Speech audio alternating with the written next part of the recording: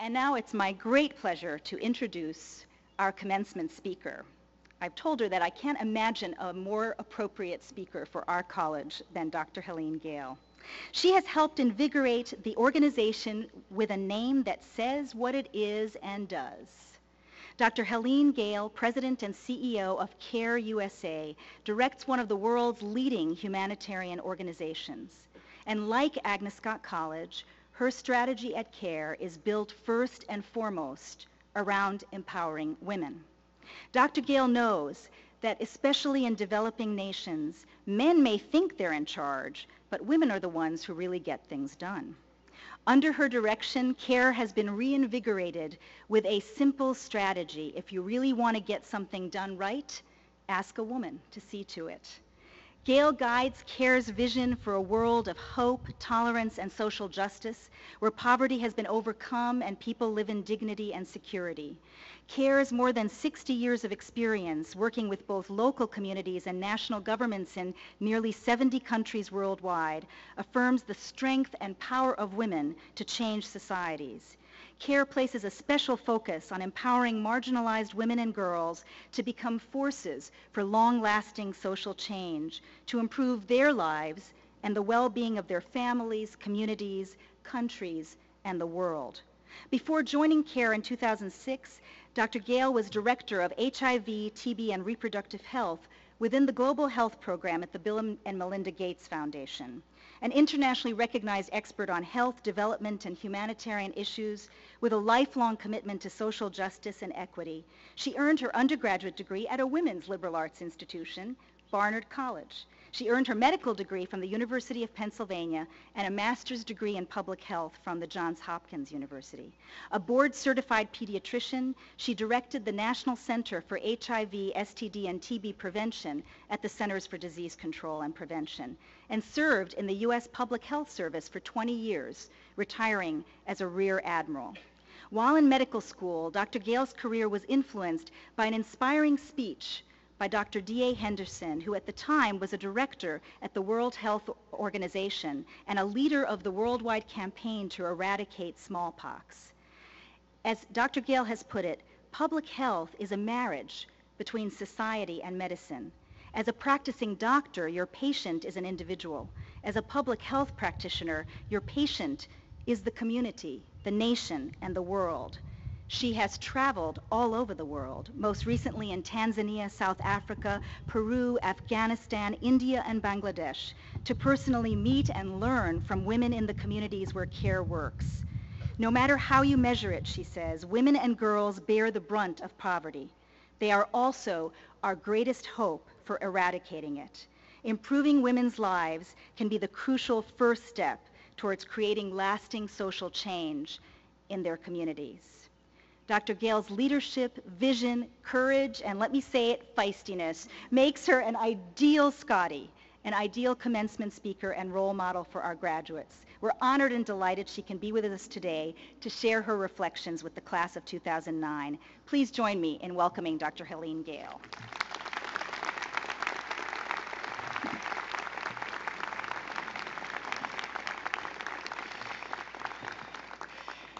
Thank you very much, President Quiche, graduates, members of the Board of Trustees, distinguished faculty, family, friends, and guests. Good morning. I am so pleased to share this day with you. I'm especially proud to be here because, as mentioned, as a graduate of a women's liberal arts college myself, I personally understand the value of the unique opportunity you have had here.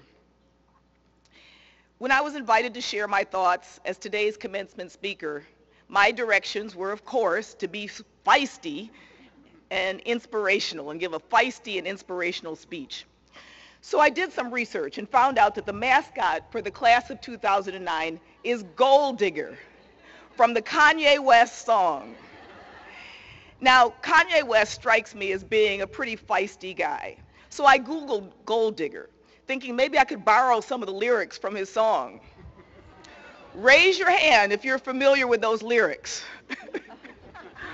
Okay, those of you who are familiar with the lyrics know that there is not a single line in that song that is appropriate for a graduation speech. Those of you who are not familiar with it, you just got to trust me about that. So I decided instead to try for inspirational.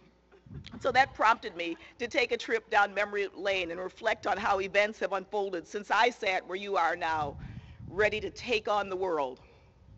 Okay, don't groan. I know you're probably doing the math. She graduated in 1976. This trip down memory lane could take a while. But let me quickly say that one of the things I learned along the way is that a good commencement speech has a good beginning, a good ending, and the two should be as close together as possible. So I promise I'm going to try to be brief. Now, in choosing Agnes Scott, all of you made a commitment to its mission.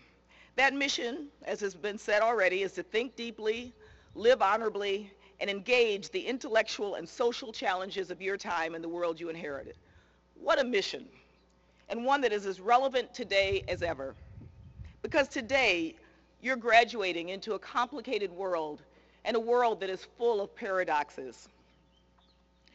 For example, even with today's economic crisis, there are more millionaires and billionaires than ever before, yet almost half of the world's population, about 3 billion people, struggle to live on less than $2 a day.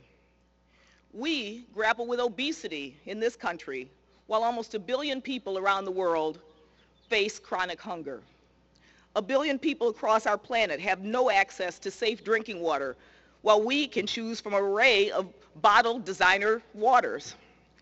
I could go on with paradoxes. The world is full of them. But I want to point out that our paradoxes and challenges are also more global in nature than ever before. You are inheriting a world of global challenges. In today's world, what happens in one country ripples out to the rest of the global community. The outbreak of swine flu that's been in the news recently is just a reminder of our increasingly borderless world.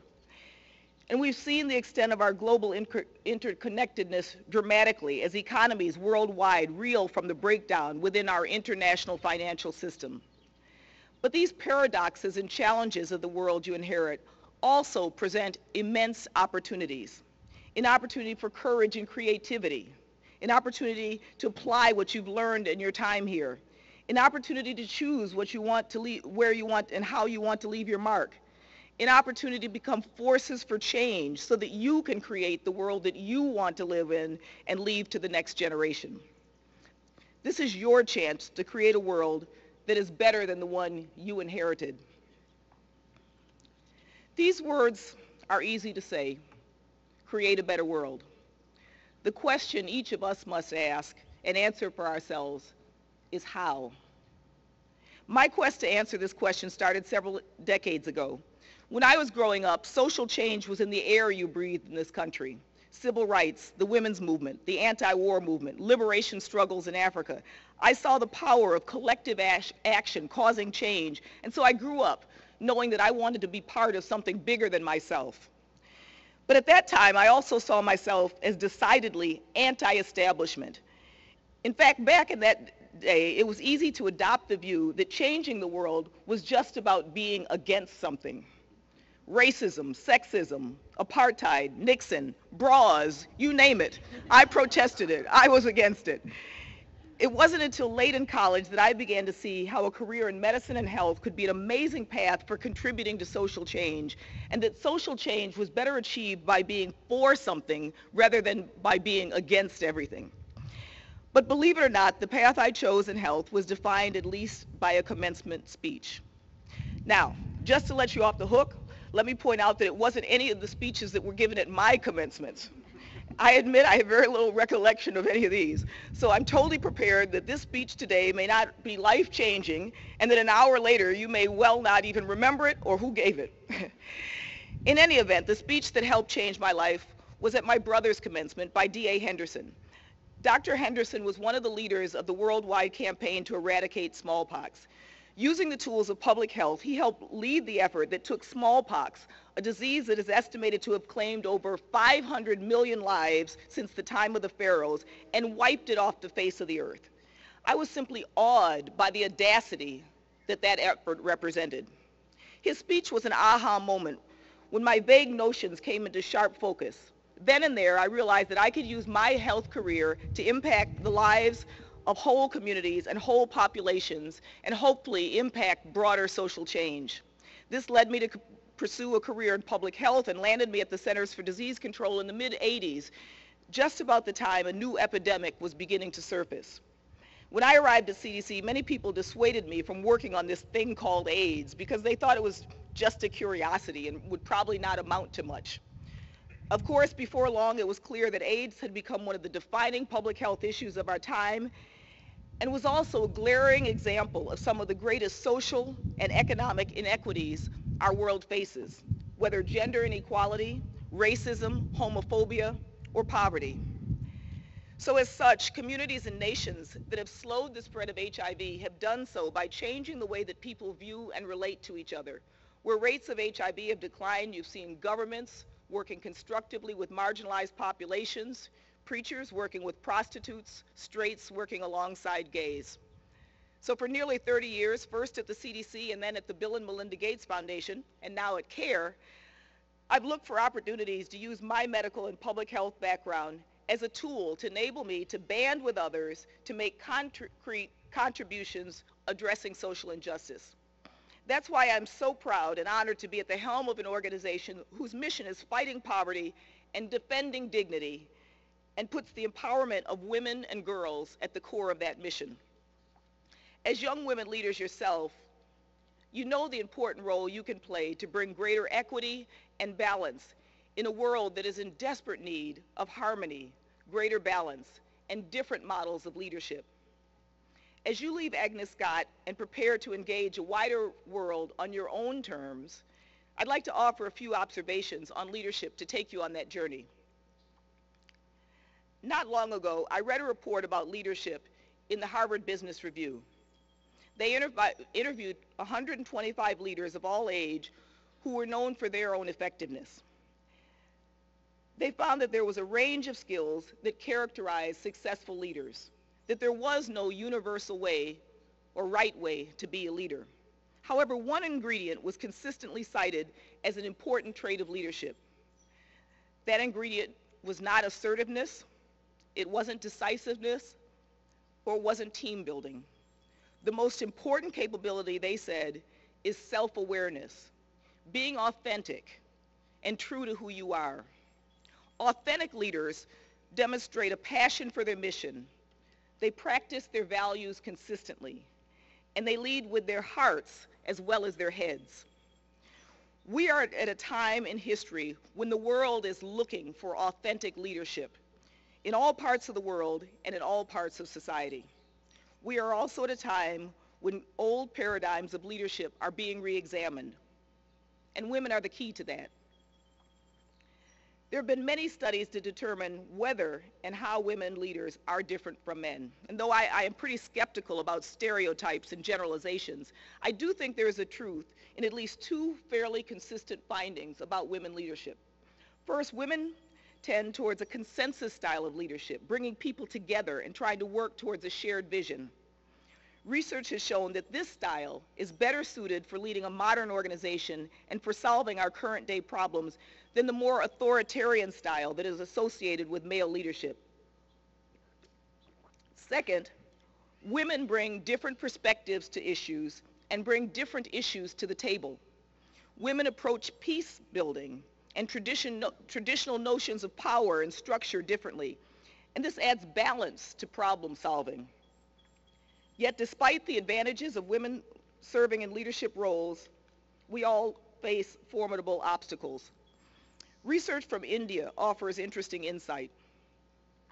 In 1992, the amendment to the Indian Constitution reserved 1/3 of all local council seats for women. 12 years later, in 2004, researchers from the Poverty Action Laboratory at MIT conducted surveys to determine what impact this increased representation of women in leadership roles had had. They found that villages headed by women invested more in services that benefited the whole community. They invested in schools, roads, water pumps, and that the quality of those services were actually higher than in the villages that were headed by men. that the politicians were less corrupt. Villagers with female-headed counselors were 25% less likely to report paying bribes for basic services. But here's the kicker. Voters there were less satisfied with the performance of female politicians. In opinion polls, women actually got lower approval ratings. The research concluded that there's still a significant cultural barrier to recognizing women as competent policymakers, even when women do a good job, because biased perception means that they're not recognized for their contributions. Well, I think that's a sobering finding and unfortunately consistent with some of the things that we see here in our own country. In corporate America, men still continue to receive higher wages and faster promotions. Another Harvard Business Review article published just a year ago found that of Fortune 500 chairs, presidents, CEOs, and COOs, only 6% were women. In academia, there is some good news. As of 2008, 4 of the 8 Ivy League schools here in the United States are led by women. But we know that there's still a long way to go, even in academia. So we know there are challenges that remain. To borrow a concept I once read, the problem isn't really just a glass ceiling, a single obstacle. It's the many obstacles along the way. The challenge might be more accurately described as navigating a labyrinth. Passage through it requires persistence, awareness, and a careful analysis of the puzzles. But I'm not discouraged about any of this, because at the same time, I have been privileged to learn from some of the best teachers in the world about the power of women to bring about change. You know, you'll find leaders in all places, in all levels of society. I never could have imagined 30 years ago as a young doctor that I would learn about leadership from some of the most marginalized women in the world. Afghanistan was the first country I visited when I started C.A.R.E. When the Taliban came to power, one of the first things they did was to prohibit the teaching of young girls. I visited one of the schools we're helping to fund over there. Under the Taliban, it actually was able to remain open as a, quote, sewing school. But in fact, the teachers risked their lives and freedom to teach girls literature, math, and science. Today, girls in some villages walk 2 miles and sit in makeshift schools with ambitions of becoming doctors, engineers, political leaders. Some of you may remember in the news earlier this year 2 sisters in Afghanistan, Atifa and Shamsia. They were walking to school one morning when 2 men on a motorcycle pulled alongside them. One of the men asked where the girls were going. Shamsia told them they were going to school. The man pulled out a plastic squirt gun, aimed it, and sprayed acid in their faces. Atifa and Shamsia will be disfigured for life and marked by the trauma in many ways. When asked if they would stop attending school, one of the girls told a reporter that they could spray her 100 more times and she would still go to school. And she said, "I will go to school because I want other girls to have the chance of an education." Shamsia told a reporter, "Why shouldn't I want to go to school? I want our country to persevere. I have to do something for my country. I must go back to school."